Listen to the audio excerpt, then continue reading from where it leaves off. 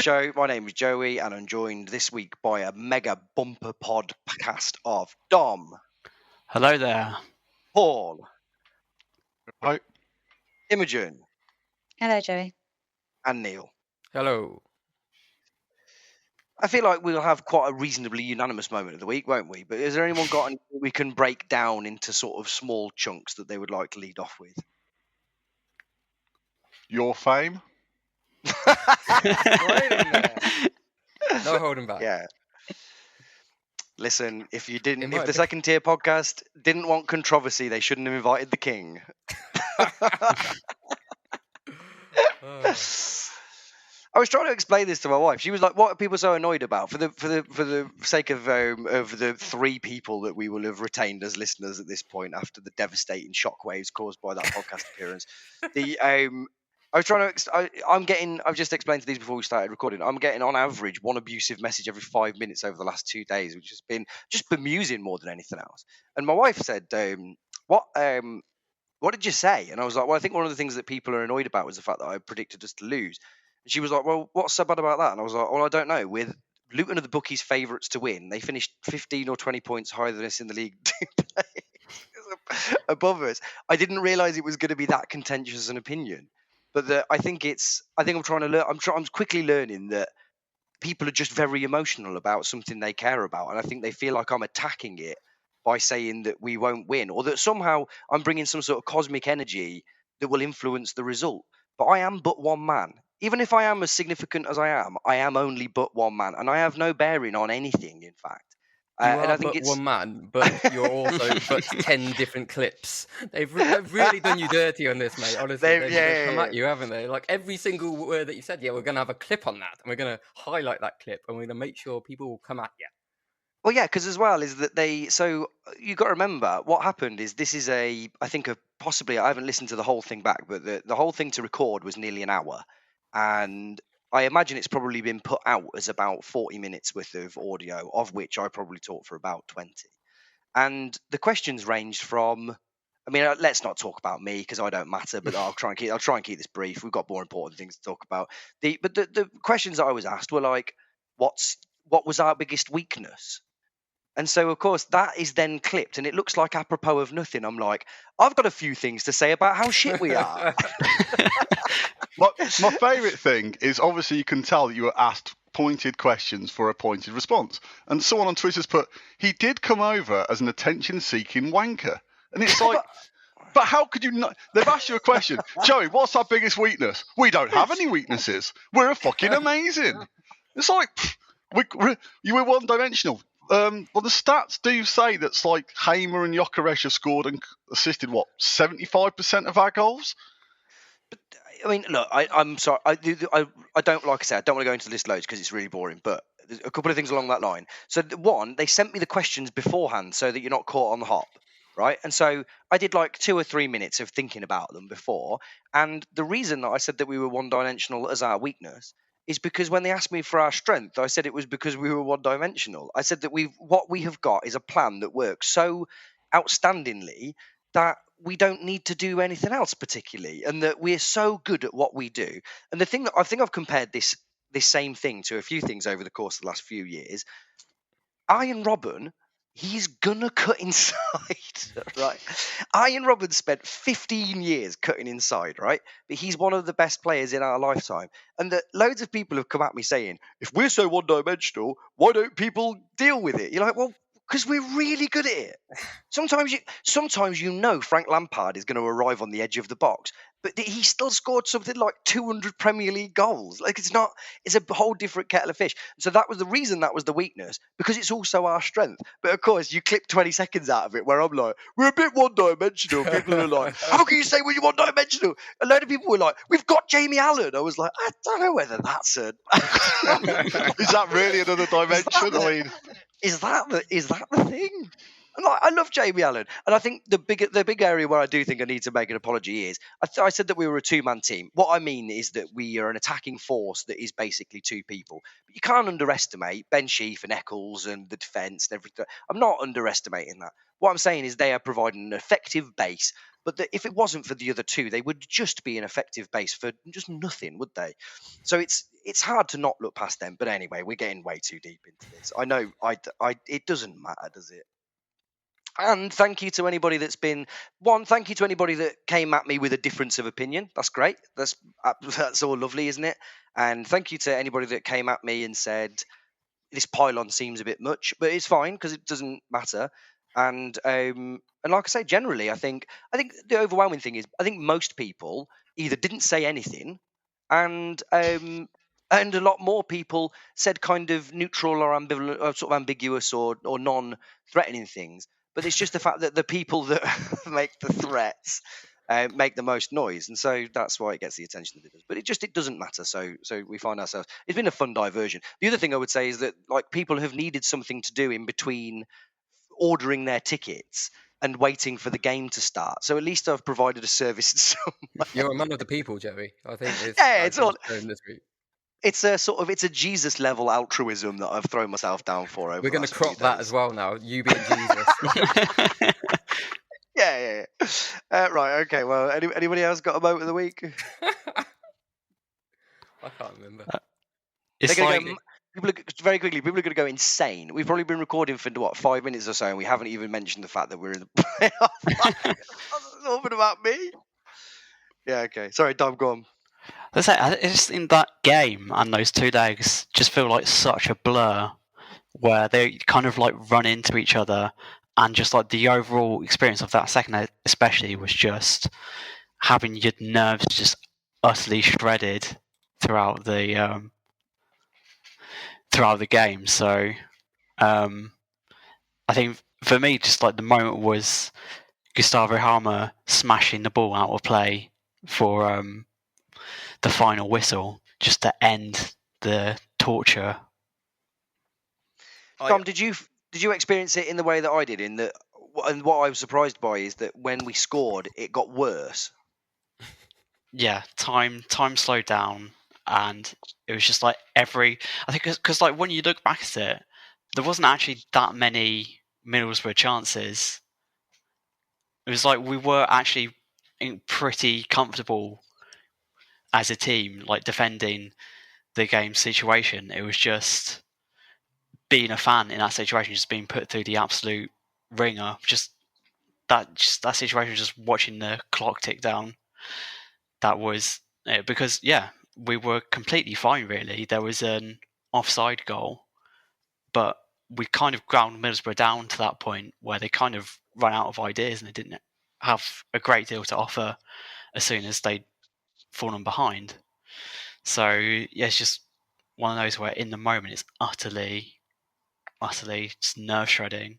You're just watching single goal. I thought their goal that was side, I thought that would ease the pressure, but actually I think it made it worse because they were getting closer and closer and the whistle just wasn't blowing. It was horrible those last 10-15 minutes. I mean, I say 10-15, the whole 90 was pretty excruciating. But we had a amount of sanity. We had a sanity check with us because we had Mary, who's sort of slightly oblivious to it all.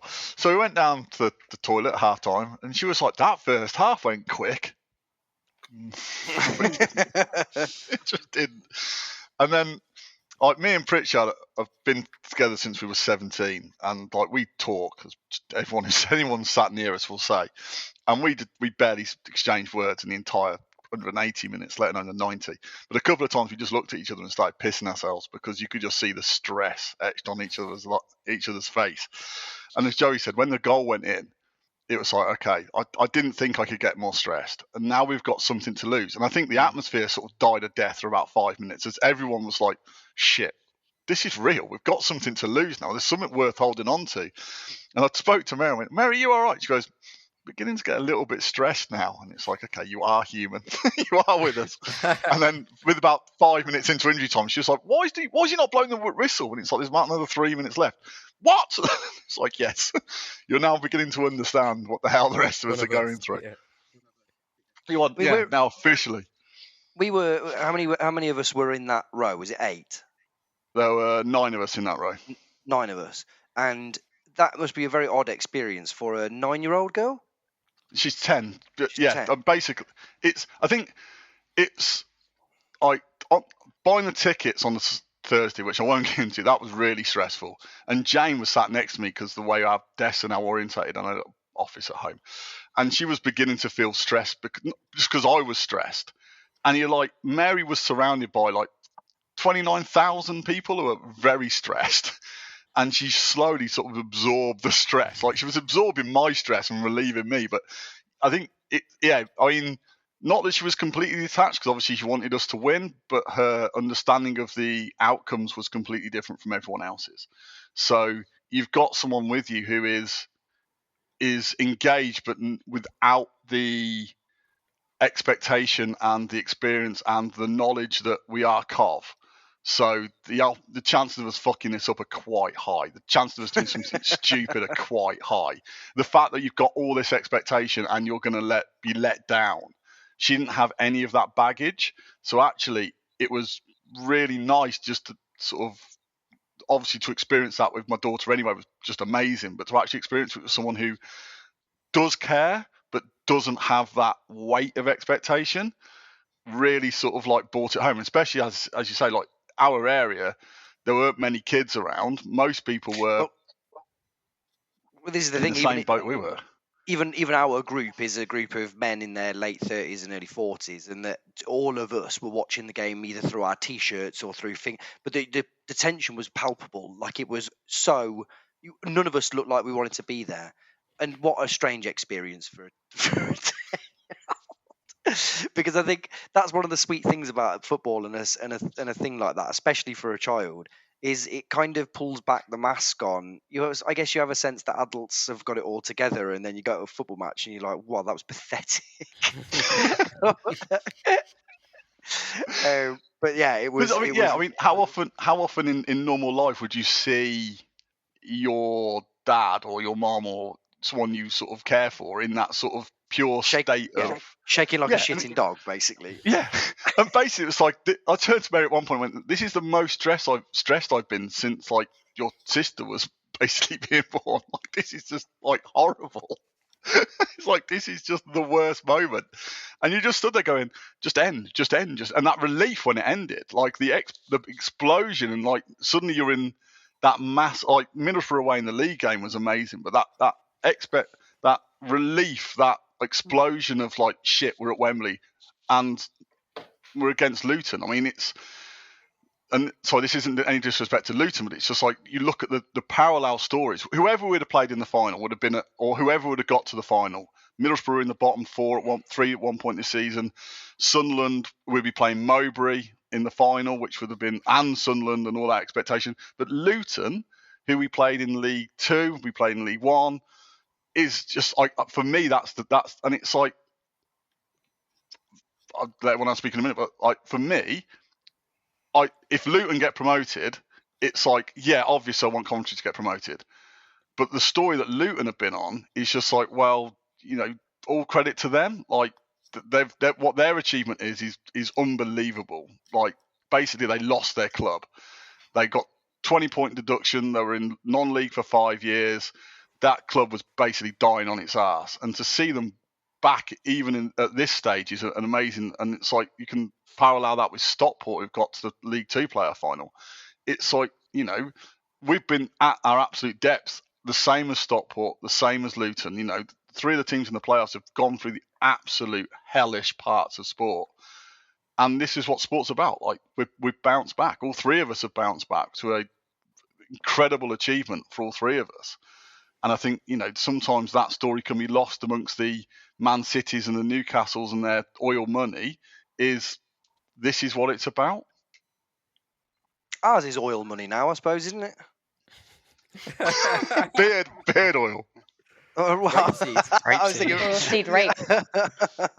It's all oil money. Very good, Neil. Your moment of the week. Yeah, it's similar. It's just that it's not a specific moment. It's just that the whole thing kind of caught me off guard. I think that of any matches, that felt like a 180 minutes, however long the match is.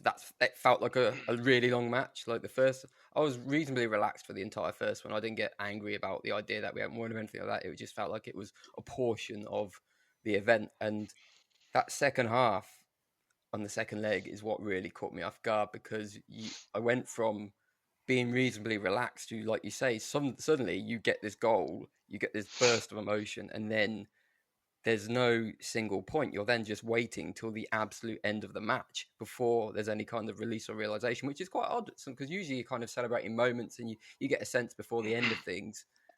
But this was literally, they were attacking and they could have taken away from us right to the very last second. And like I think somebody's already said, like that last kick away from Hamer, when you hear the whistle, like I didn't know. Yeah, I'm always looking for these like human reactions, and I just want the authentic reaction, and that was pure like authentic reaction, like Notts County. The feeling I had then, it's just like, where did that come from? Because I've been reasonably relaxed to this point, and suddenly I realised, actually, I do actually want this. It means a lot to me. And I just didn't realise, because of how we kind of gradually progressed this season. So I was obsessive about getting into the playoffs. I was really obsessive about that, and then you get there and you play, and I didn't know if I was obsessive about getting to Wembley, but in that last 20 minutes, I realised I really was obsessive, and it was excellent. It was so good to have that feeling. Lovely. Imogen? I never want to go through that again. It was Saturday. Oh my God. I just felt this constant waves of nausea for the past month that is not normal for a human being with a job and a life to suffer. But yeah, I think that what you were touching on earlier, that feeling of not wanting to talk to anybody, but also not wanting them to leave. So stay next to me, just don't speak. Don't look at me overly expectantly. Don't look too positive, but equally, don't look like we're going to lose, because that's going to stress me out, and I don't need that. We got to half time, and I sat down and I couldn't sit down, so I stood up, and then my legs hurt, and I was just, I don't know, this is too much. And we got to the final whistle, and there was that like sort of primal atavistic roar from everyone, where the relief, and it was joy, but it felt more like this it was relief. Wave of pressure had just released, and we could rest now. Everyone could go home. But then when I did finally get back to the hotel, I didn't sleep, because I was too busy thinking about Jokeris' layoff for Hamer's goal. And I don't know how Saturday betters that. I can see how it would be quite a lot worse. And I keep thinking, it's wonderful we're at Wembley. What a treat. I really, really, really want us to win, and I think I'll be devastated if we don't.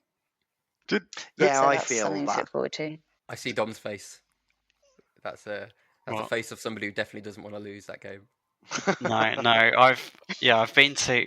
I used to be really into the Northampton Saints rugby team, and they were always like the third best team.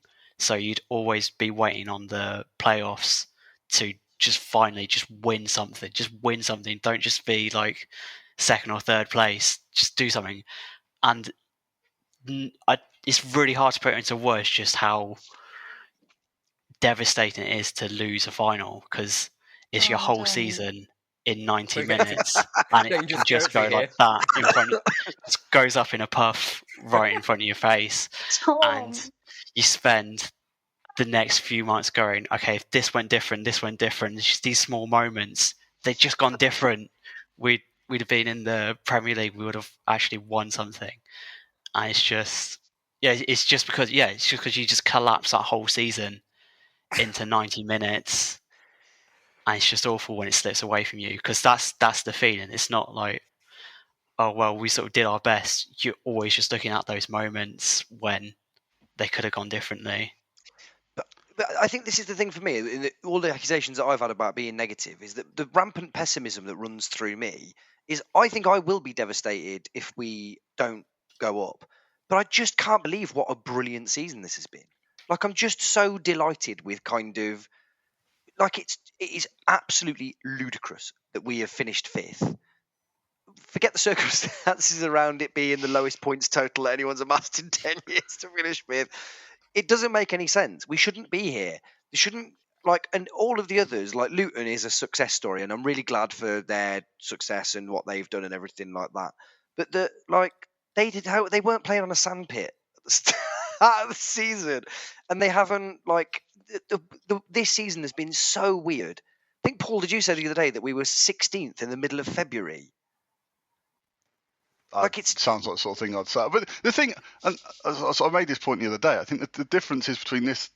We're used to relegation battles, aren't we? And that's our norm. So we're used to sort of having loads of shit players.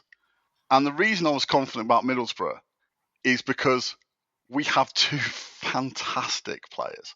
I don't remember you being. When were you confident about Middlesbrough? Were you confident? No, he was. I remember. I heard him. Yeah, because the thing is, it's like the reason I was confident, as Joey pointed out, we have 2 players. But the thing is, it's like when I don't know. I haven't asked this. I'm not sure. I haven't asked. When Gyökeres went through and then played the ball to Hamer, if you'd have given me that opportunity to invest all my money on whether or not Hamer would have scored at that point, I would have done it.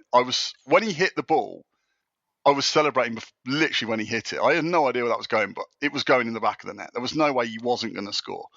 And when he took that free kick that hit the bar, okay, I'd have lost my money on that one, but I was convinced that was going to go in as well. I mean, he was really close. You'd have had to. You'd have got your stake back at least, I imagine. Yeah, I mean, but it's like you're going into this, and it's like Hamer in the last. Like me and you had this discussion. I didn't vote for Player of the Year because how do you split Hamer and Gyökeres? When they did that third shirt thing, I'm not going to buy the kids wanted the third shirt. I'm not buying the third shirt. Buying the third shirt for. Got you other shirts. Ooh, buy the third shirt, you get Hamer or Gyökeres on the back of your shirt free. Kate, I'm having Hamer. Mary, I'm having Gyökeres. We bought the third shirt. It did us. But it's literally like, who's the best player, Gyökeres or Hamer?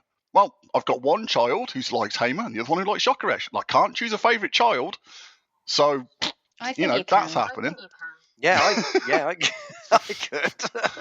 But it's like, so you sort of you watch those 2 play and you're like, Hamer will give his absolute all to walk off that pitch on Saturday, winning that game, and how much it shows to Gyökeres. Everything Gyökeres is doing, it's like, and you've got other players. It's like this is their moment. This is for some of them. Might be the only chance they ever get to be a Premiership player for next season. But our best 2 players are literally 2 of the best 2 players in the entire league. And we've never been able to say that.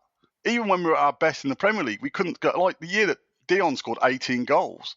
You wouldn't say he was the best striker in the Premier League, but we've got the best striker in the Championship.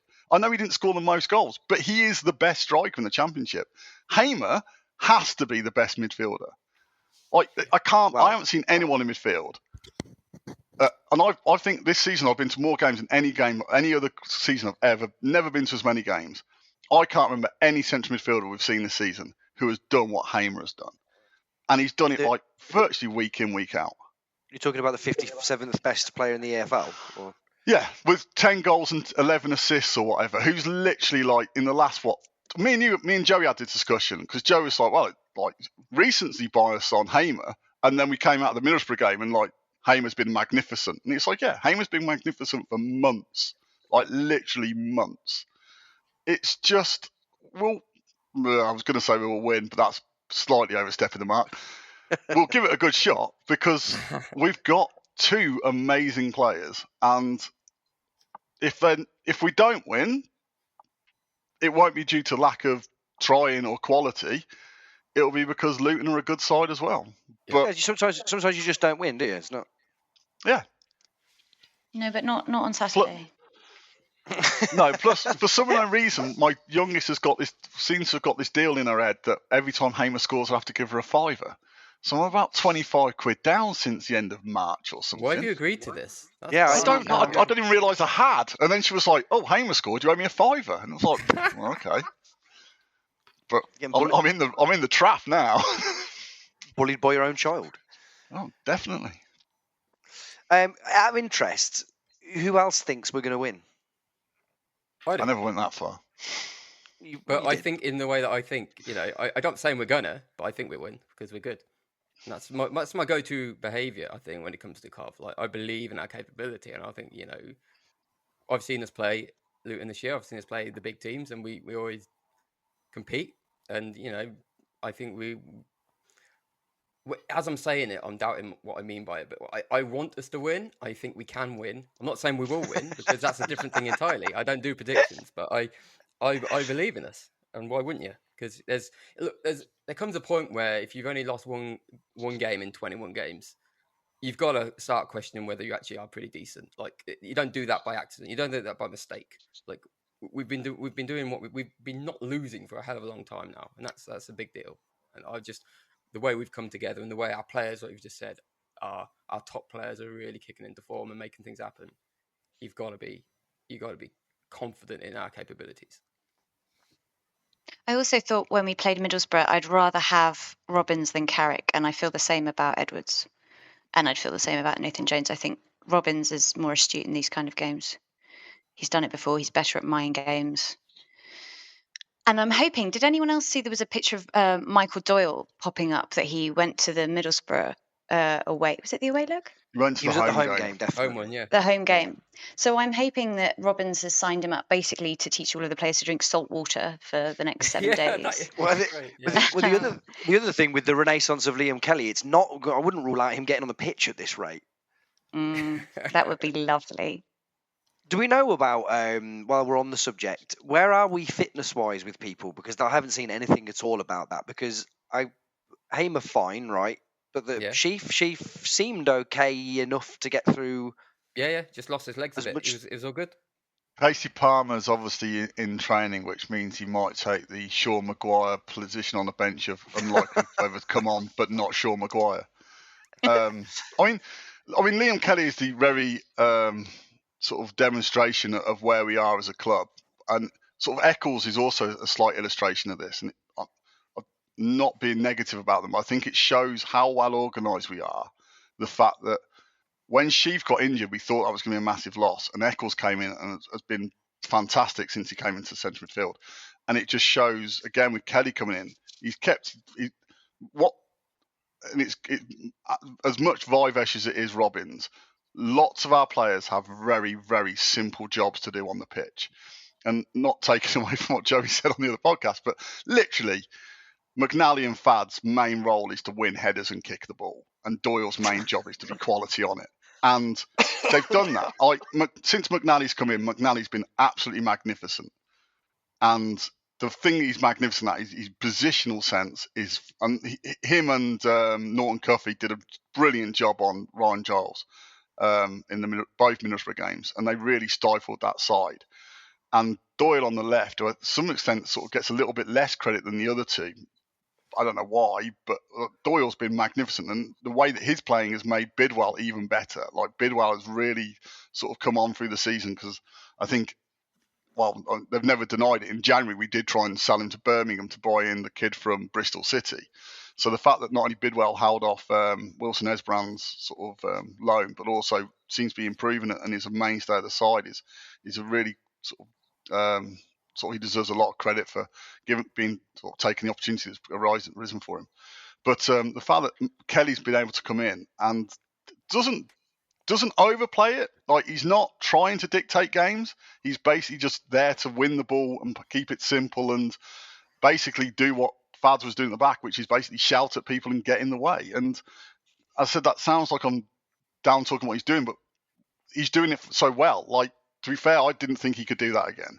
And he's doing it over sort of 6 weeks now, or 6 games, or whatever. He's coming and actually formed the service. But we went to Norwich away, and I think we did the podcast after Norwich away. Like, if you'd have told me after Norwich away that we'd be in the playoff final, I think I would have probably just laughed in your face and never spoken to you again. Like, it was not just because we were. Not because we played badly individually. We were just. And there was a lady on Twitter after they sacked Smith, and she was like, I don't want Robbins because Coventry were clueless. And she got loads of abuse from Cov fans. And it was like, I was at Carrow Road. We were clueless. Like, if that was your only introduction to Coventry City Football Club, you would think we were completely clueless.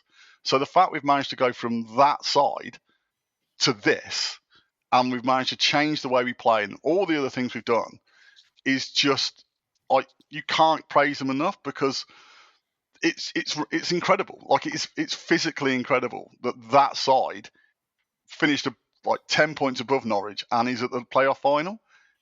It's just remarkable. And I think that's the other thing, is this team's come through it all. I think that's the other thing that gives me good stead on Saturday. Is like the only thing we haven't done is we haven't come from behind to win. Get your money on that. But don't need to if you're just going to go 3-0 up straight away and cruise through to the final. I want to ask you, Dom. Paul touched on Kelly there. So we had Kelly chat, was it last week, where we asked about the definition of the word immense. To what extent do we need to go back and give him an apology? Because I think it was fair over one game. But the work that he's done over the course of the last few weeks is fairly immense, I suppose, isn't it? Yeah, I suppose, yeah. Again, depends on what your definition of immense is. Personally, I'd go for we established something closer to what like Gustavo Hamer is doing, is genuinely immense, like dominating and controlling, dictating, scoring goals in games. But in terms of just playing that really specific role of just like plugging that gap in midfield, and then others playing just keeping things steady, has been really valuable. I think he's been more effective personally when he's sort of been playing in the middle of a three in midfield. And I thought at times against Middlesbrough, because we sort of went closer to a 4 with like Allen and Harmer playing further ahead, that when he's sort of drawn into those wide areas, that's where you sort of worry about him getting dragged out of position a little bit. But I mean, it's been a fantastic job, because I think we just all thought he was kind of done for his time at Coventry. It sort of petered out, and to have this last hurrah has been incredible. Paul made a terrific point the other day when we were there, where I was saying, like, I don't know where he's recaptured this energy from or whatever else. And you'd said, Paul, that this is like Liam Kelly is only ever going to get one chance to be a Premier League player ever again. And he's like demonstrating that on the pitch. I just think it's very rare that you see, like, I think you have a notion that if you were a footballer, you'd feel these things. But I think more often than not, I'm not sure you ever really see that exhibited through such kind of physicality and obviousness. But it's a man playing like he's got days to live, as far as I'm concerned. Not only just the recklessness, but the energy of a guy that I haven't seen get about like that for probably 2 years. And I just think I agree with you. If you look at it, measure person by person, immense might be a bit sort of generous. But against his own standard set over the last couple of years and what he's brought in the circumstances in which he's done it, is really, again, as unthinkable as the overall season that we've had. But I just think couldn't be happier. It is interesting what you say, Paul, about the success of people that have been asked to conduct that role this season, and that people seem to have slotted in effortlessly. But I think, again, that's credit to the fact that it must just be really nice to play, one, next to Hamer, and secondly, behind a defence that's, so good at heading and kicking. Can I just be rude and interrupt for a second? Of course, yeah. Tickets have arrived. live update there. That's good. Live update from Ticketmaster. Tickets have arrived. Oh yeah, mine too. Yeah. Mine too. They're a bit busy, aren't they? They're going to use up all my ink. Annoying. Yes. Oh, there we go. That's good. It was stressing me. It was the relief of having the tickets. You can talk about the game now. You can talk about whatever you want. I'm fucked for that. He's back in the room. Fabulous. Oh, genius. Sorry, the final thing on this is like it's bizarre, isn't it? Like the whole thing about like the attendance for the Borough game, and everyone was bitching about the fact why couldn't we do this? Like literally 3 home games before the last game of the season, we got 21,000 there. Like it's not like we've had 30,000 all season. Like we didn't play at home for the first month. It's just this trajectory has been just ridiculous. We were in the playoffs for like 16 days or something, and Sunderland were in it for like 200. It's like this has slowly been building. But I think Joey said it as well. It's like this has been slowly building. It's like we snuck into the playoffs the last day in League Two, and then got promoted. And after being horrific in the first leg, and then being a bit lucky against Notts County in the second leg when they had a goal disallowed, which an offside wasn't, and then we scored a goal that was offside twice and did score. You know, not even sure I'm going to accept lucky on that one. We did win 4-1. We did, but at 2-1, they scored a legitimate goal that was onside, that was given offside, and our third to take it 3-1 was a goal that we were offside twice in the move and was allowed. Still you can see. Yeah, we don't talk about it. We don't talk about it. And then we went to Wembley, and then that was amazing. And then in League One, we had a season of consolidation. Then we had the other season. Then we were the best team in the division, but we didn't win the title because we weren't actually allowed to play the last 10 games, which is the bit where you win it and you celebrate at Blackpool, which is what the intention was. And then we slowly got better and better in the Championship. But again, not like we've not won 10 games on the bounce or 5 games on the bounce. We just haven't lost in 21. So again, it's almost snuck up on most people because it's not been like, oh, look at Cov, they've won 4-0 again today. It's like, oh, look at Cov, they've drawn away at Watford, or like, okay, Watford, drawn away at wherever. Wigan, and suddenly, yeah, draw away at Wigan. Like, it's like, fucking hell. Beat Black. And then the goal against Blackburn, like the 97th minute goal, which I think, Imogen, you were there? No. You weren't at Blackburn? I thought you'd been at Blackburn. Right?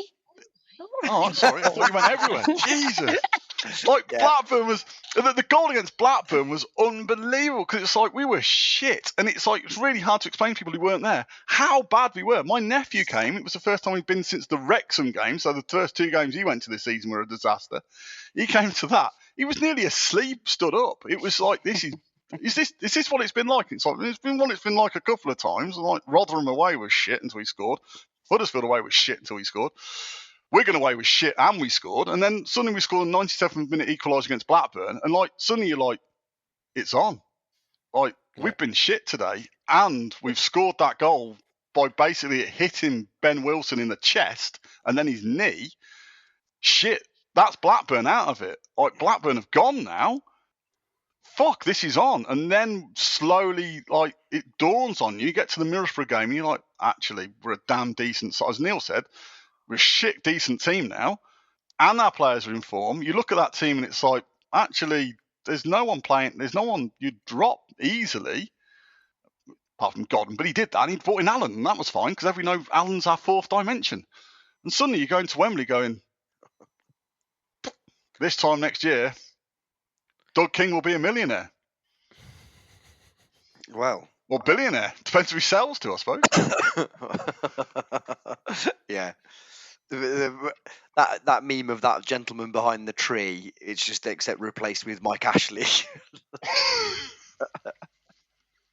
Yeah. Anything that anyone else wants to pull out of those 2 games?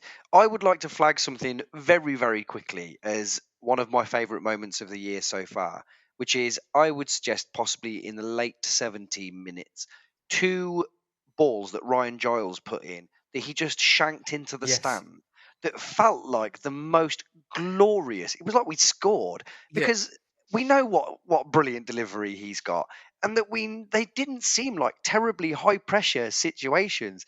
And I just think one of the people that we were with turned to me after the second one and said, I would be on the pitch if I was a Middlesbrough fan at this point, and you've just shanked a second one out. Just compose yourself and put it in the box. That was the first time where I was like, we might have a proper chance of going through here because something weird is happening. I also, on that subject very quickly as well, I also couldn't believe that they never tried anything else. And I think some of that is because we had done so well to restrict them to the areas of the pitch that we wanted them to play in. But if your opposition has got Carl McFadzean and McNally at the back heading everything away, wouldn't you just stop putting crosses in after a certain point? They just didn't have anything else to offer than to just keep lumping it in. And I think this is where possibly some of the headers and kickers sort of thing has gone a bit mad. Like, they did such a good job of just saying, no, Like, Yep. we're not going to accept any of that. You're not going to get, because they didn't really carve even a meaningful effort on goal out of any of their crosses, bar the one that was ruled offside.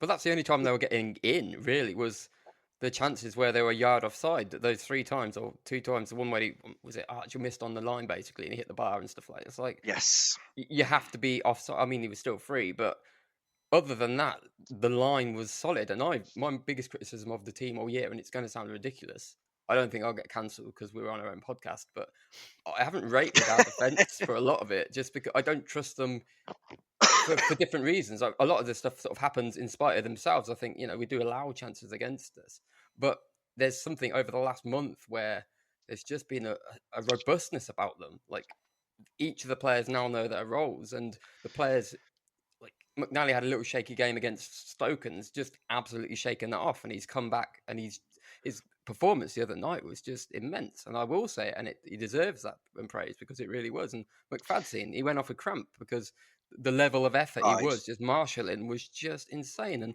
to have those players all putting the amount of effort that's required, because this is one thing that annoys me about kind of modern football fandom, is the inability to understand just how much it takes from a human being to do what these people are doing. Like, the idea that you have to run and run. Hamo's a freak. What he does is inexplicable. There's no reason for anybody to be able to run as much and put as much effort in as he does.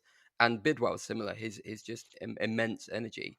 And you just see it. You like, there's no reason for Liam Kelly, who's not played he played 2 minutes since Boxing Day, to then come in and do 6 games on the spin.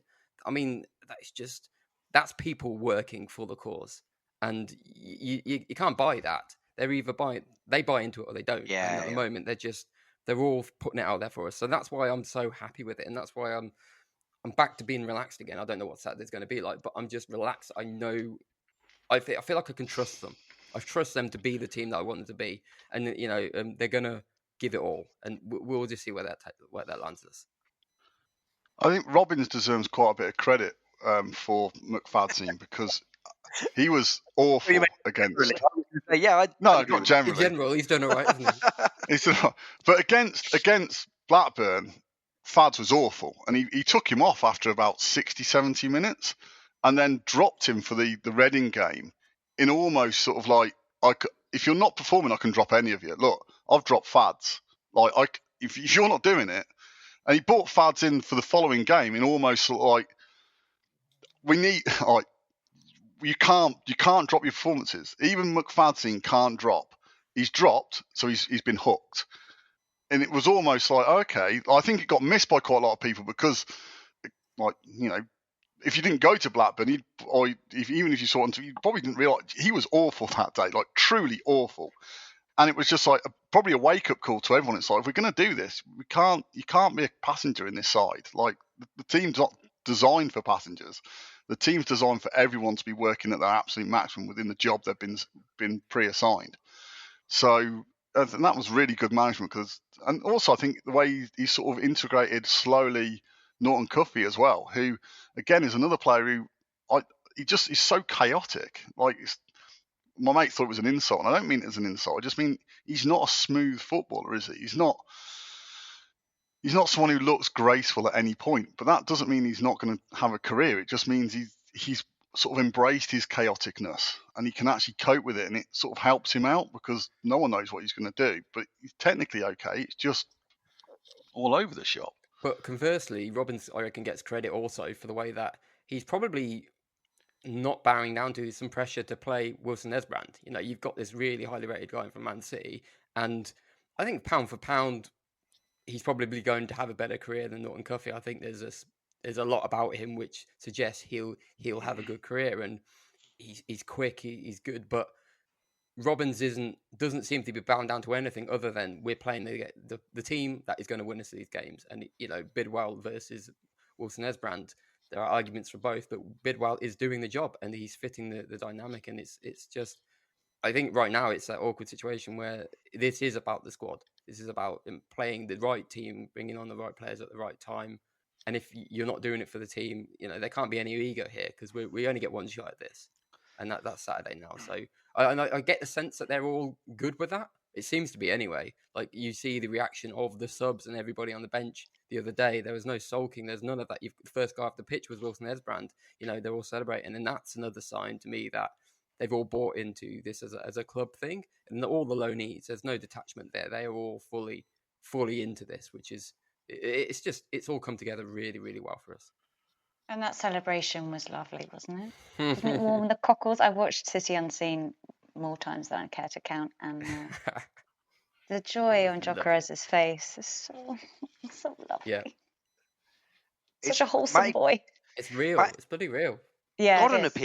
Gordon appeared as if from nowhere at full time. Well, yeah, he really I've never took seen him move stage there, didn't he? I've never seen him move as quick. Excuse me while I he did bow the to same the thing I did with fans by myself. You didn't know what to do with yourself, and it was kind of this kind of feeling, and I was like, I did that exact thing because I didn't know what to do with my reaction, and you sort of felt like it's not for show, this isn't contrived, this isn't I think I have to jump up, and there was just raw primal emotion from him, which is, I think that's all I ever want to do it for, really. Like, I always get worried that I've become immune. I was really worried that second year when we went to Wembley for the second time. It's like, I'm not as excited this time. I don't want this all the time. And then good things happen. It reminds you, actually, that it's still there. It's still in me, it's really good. How excited is everyone? I think I am. I don't know what excitement feels like. It's confusing this season. Dom, are you excited? Don't think excited is the word. I think just tense. When we're like, I just really want us to win this now. Maybe more out of not wanting to lose on the big stage, but I mean, this is huge. Imogen, are you excited or are you just nervous? I'm both. I think I'm really excited for the day. I'm excited for the build up. I'd rather just, can we get the game out of the way? Can that be done? And then I just want to know whether we're there or not. And I keep trying to tell myself, there's been a lot of Arsenal fans this week saying things like, do you know what I mean? We did the best we could against a state-owned club, and I'm actually thrilled. I'm thrilled we finished second. I'm like, don't fucking lie to me. I saw you at Christmas. You people were dizzy, and I don't want to be that. I don't want to sit there on Sunday morning going, well, I don't want to be on Match of the Day anyway. We'd just lose, we'd just be shit. I mean, who goes on podcasts and says stuff like that, Joey? I don't know. There's part of it for me is like not just so there was a sense of this at Middlesbrough away, but obviously there's only 2,000 people at Middlesbrough away, and I think it intensifies a lot more. It's so funny that we've been to Wembley 3 times now in the last 6 years, because now you can talk about going to Wembley as like you know what it's like at Wembley, don't you? Right? Yeah. Like really, like what's the word? Is it gauche? Like when we're at Wembley, guys, it's really like but like some of it is like I'm hoping that I will see all of you, and we don't ever really see each other in real life particularly, and there's a sense of like when you see like when we see each other, or like people from back home that I'm going from Coventry this time, and I'm going to go back to Coventry afterwards. And like there's a sense of we're all here together. I don't want to do this because it's all very feely. But there is a nice sense of like we're here, and actually even losing can't really take that away from you. That bit at the start where you're all there together is lovely, isn't it? Like it's a lovely day. It's a lovely day out. Football. So much of football is kind of like going to Rotherham at home. It's like so prosaic and just you almost sort of obligatory that the kind of it's a nice sort of reflection of life and how the kind of ebbs and flows of you need that purgatory sometimes to accentuate the beauty of going to Wembley and seeing your friends and enjoying all that experience. Obviously, you'll be devastated at the end of it if you don't get through, but it doesn't take away from the fact that you'll have shared that experience together. And I think that in itself is the thing that I'm excited about more than anything else.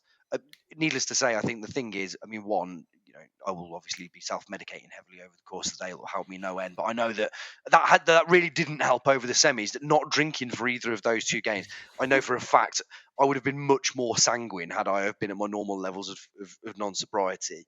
But that won't be a consideration at Wembley. So I think I don't think I'm going to get really tense until I sit down. I think that's the first. When I sit down, that's where I'm going to go. Oh Christ! Or like the first time that we lose the ball, I'll be like, oh brilliant, we've lost. Great. This has all been for nothing. Yeah. You wouldn't give it a day for it though, would you? There's no way I'm giving up Wembley on the idea that I said this to Dom on Twitter, I think, but there's no way I'm giving up Wembley or anything just because I'm scared of losing. I'll take that as it comes. If we lose, yeah. I'll deal with it. But everything else, I just want the opportunity. The opportunity means so much to me, and the event and everything, it's just so good. And as much as the exposure, I thought I wanted the exposure. Turns out national exposure is not that great, to be honest. I don't like it, so I'll deal with that as well. But yeah, it's just the opportunity is everything, and just the event all in. It's gonna be really funny, kind of being. And next on Match of the Day, plucky Coventry. Yay! The get up and go spirit of this tiny Midlands club has captured the attention of the nation. Brilliant. Fuck off. Hey, listen, it's another 9-0 this week, but hey, these lads have got heart. Good. I'm glad that we're part of your story. I reckon we'll make Europe, mate. I'm telling you, Europe 100%. in the bag. Yeah, well, lowest ever points tally for Europe, definitely. Let's get there first. Did anybody else feel as genuinely aggrieved and angry as I did after the goal on in the second leg when a certain section of fans were singing "Que Sera?" I can't deal with that. Isn't it? Yeah, it's the go-to. But you can't do it until it's done. You can't. It's Alan Pardew dancing on the touchline. Kind of is. Actually, you know what was worse? So going back 4 or 5 years, but when just before George, what's his name, Grant scored, we were singing "If We Win, We're on the Pitch," and then they scored. That I'm like, nah, that's too far. I think that's where my line is. Yeah, I couldn't deal with that. It made me quite cross. What was funny was that you could almost cut the crowd down the middle. There was people singing it, and then people that seemed very angry about other people. It's like the two states of man. Yeah, okay. Any other observations? Any other thoughts? Any other feelings about where we are and where we will find ourselves in 4 days' time? Wednesday, Thursday, Friday, Saturday. Yeah, 4 days' time. That seems like a no. I'm sure that we can organically come back to anything if anybody remembers. Right. Do you all have pens and paper by any chance? Or do you have your phone available so that, look at this, this is the sort of preparation that we need?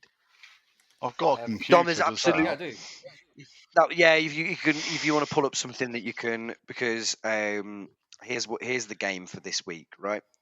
So somebody did that really good thing that I really enjoyed doing about 2 weeks ago, which was between the years 2013 and 2023, pick one player from that year and make a first 11 out of it, but you can't repeat any of the years. Now, that's the first time in my life where I've ever done something and people have come back to me and gone, I think you've got that there, as further accentuated recently. But it gave me a bit of inspiration for a game that I thought we would do this week. So, in clockwise order, from Dom to Paul to Imogen to Neil, I'm going to ask you to name a Coventry City player from past or present, and when you name them, you knock out their initials to be used again. So, for example, if you choose Liam Kelly first, you can no longer pick a player with an L or a K initial. And you are knocked out after 30 seconds of not being able to name a player. So you need pens and paper because you need to be able to write down the names of the players that have gone. So in that LK situation, does that mean that you can't be K first name either? Yeah, K or L. You can't go for a K or a first name or surname. Now, because me and Paul have already played this, I know that he's got an ace in the hole, but you'll have to deal with that. Dom, do you care to go first? Okay. I mean, I'll give you a clue, Dom. You can choose any player. Oh god. Okay. Right. Any player from Coventry history. It's gonna upset the odds here if you go out first round. Okay. I do need to go to bed at some point, Joey. How long is this going on for? Well, what's it? So you've got yeah, it's gonna be short because you've got 30 seconds to name a player, and then you're Fine. out if you can't do it. Continue with your game. Right, Okay. Dom, you start here. Right, I'm gonna be a friend here and go Scott Shearer. No, because that's 2 S's. Okay. No, I think that's okay. I think for the purposes of this, we can allow this. H-I-J-K. Right, okay, so you're fine. That means that Paul, you can go. You're next. Adam Barton. He's gone for the early ones right off the bat. Imogen. Gary McSheffrey.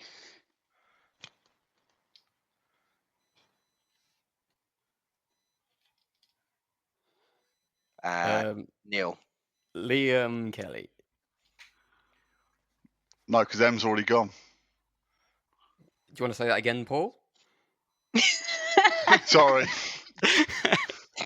Sorry. It's been a long week. Right, you went for Liam Kelly, yeah? Yeah. Dom, back round to you. Okay. Right. This is already tough. I'm loath to quote Coldplay at this point, but nobody said it would be easy. I know, I'm just... You've got 10 seconds left. Okay.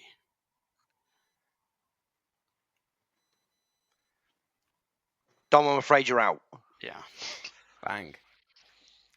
Whose name begins with Q and a Z? Right, Paul, back round to you. Right, Callum Doyle. There we go. See, this is why this guy's a pro. Imogen. John Fleck. God, it's good. Right, okay. Neil. Choice paralysis here. Robert Page. Oh, wowee. Wowee. Paul. Vincent Ngonga. I tell you what, guys, this is unbelievable. This is liquid. I mean, this game hasn't got a name, but whatever it would be called, this would be liquid version of it. Then Imogen. Noel Whelan. Oh wow. My shitting crikey. That was good. I was looking at that. Paul, back around to you. I think it's time to pull out the... No. Oh, yeah. Yes, yeah, Neil, yeah. I'm going to have to use my joker. Isaiah. Oh, wow. Yeah, all right, yeah. I'll take that. Although saying that, is that acceptable? I'm not doing four names. No. Can we get a... Well, no, because I think he's got 2 names. I think he's got a first name. Wasn't he Marcus? Well, I thought so. I think he's Marcus Isaias. I think on his shirt and everything else on the Premier League sticker. Look at the sticker. Oh, yeah, because Noel Whelan had Noel Whelan on the back of his shirt, didn't he? Look at the sticker. That's all we're saying. Look at the sticker. I mean, what are we saying here, guys? Are we going to give him a benefit of the doubt? Yeah, I think we're going to benefit of the doubt. Okay. Yeah. Paul? Terry Yorath. Oh, my God. Oh, Jesus Christ. Oh, you bastard! That's ruined my... fuck's sake. Well, I think I know what you probably had in the chamber. Yes, I bet you do. Yeah. Oh, well, Paul. I'm afraid you've got H, C, D, E, F, G, H, I, J, H, K, I. J, No, I haven't got K because we've had Kelly. Oh, you've had Liam Kelly, yeah. What did you say I've got? HIQU. I've got 13 You've got seconds. HNOQU X and Z. No, I haven't got N because that's gone. Was it? No, yeah, Noel. Yeah. Oh, of course, yeah. Speaking of people who have gone, Imogen, that's you. Yeah. So what letters are left? You've become noticeably dishevelled, by the way, Imogen. That is Oh, Right. So we've got H, J, Yeah. O, Q, U, and Z. It's a real. No, J's gone because we had John Fleck. We had Yeah. John Yep. Fleck. Yeah, absolutely right. So what letters are it? H O Q U O, Q, U. X and it's Z. It's not easy. So hang on a second. So we've got it's Is a it straight me? shootout. It's a straight shootout between Neil and Paul. Right. So I'm gonna reframe this now. Right. Okay. I think it's the first of you to. You've got a minute, and it's the first of you to name any player who fits within that framework. Yeah. Go. That seems impossible. There's going to be a lot of silence. Great Stuart, radio. Stuart, I'm going to try and fill. Stuart Urquhart is gone based on Scott Shearer, and I think we all know that Israel Zuniga was Imogen's go-to before it was cruelly stolen from her by Terry Yorath. absolutely fucking fuming about that. You've got to think, where are we at with Harrys and Henrys? I was going to say, is there like a Henry Quinn? Like, have you got a list of every former Cov player? Well, we have up to about 1998, as we found out when I was using the Jim Brown's player finder that that I found out was really obsolete. Because the only O I can think of is a one-day Low, wasn't it? That's O, but And Andy Lowe, yeah. yeah, but surname going with O. A Go-Go? Junior Ago? No, I got rid of the J. We got rid of the J, and he was called Abu Go anyway. Yeah, it was. It was Junior Still is, I Go-Go think. then. He Not played for for us. Junior Brown. in Ghana.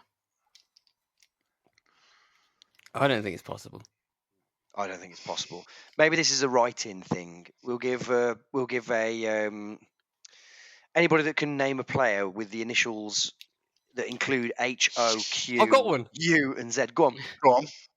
And I'm not going to take it because I've cheated, because I've done some research, but I've got one. It's Harold Holmes from 1932. Yeah. Scored a you'd have hat-trick known against Henry Torquay. Quinn. You'd have known that, wouldn't you? Oh yeah. I'm seeing if there's a Henry Quinn, and then I'm but you're claiming just- Why would there be? But you're just assuming. Yeah. You've just chosen two names that have got those initials, and now you're going to be like, I wonder if there's a Coventry City player called that. Look up Yeah. Quentin Zorro. Yeah. Yeah. Okay, well, there you go. Again, as we say after all of these quizzes, that was some time that has now passed. Okay, lovely. Right. Well, I think in that case, then, that I think is us wrapped up to some degree. Yeah. That's Fabulous. Okay. Right. So we have one podcast remaining, assuming that I haven't literally been thrown in podcast jail between now and then. So we will see you on the other side. Guys, all of our best hopes and wishes and most positive vibes to Coventry City on their big day out, on our big day out. Thank you very much, Dom. Cheers. It was good to be on. Thank you, Paul. there was no Harry Quinn. There were four Qs: Barry Quinn, Mickey Quinn, Peter Quinn, and Michael Quirk. The quirky one of the four, yeah. The okay, and thank you, of course, I guess. Yeah, something like that. Brilliant. Thank you, Imogen. Thanks, Joey. Thank you, Neil. See you later. And thank you, listener, those of you that are left with us. Bye.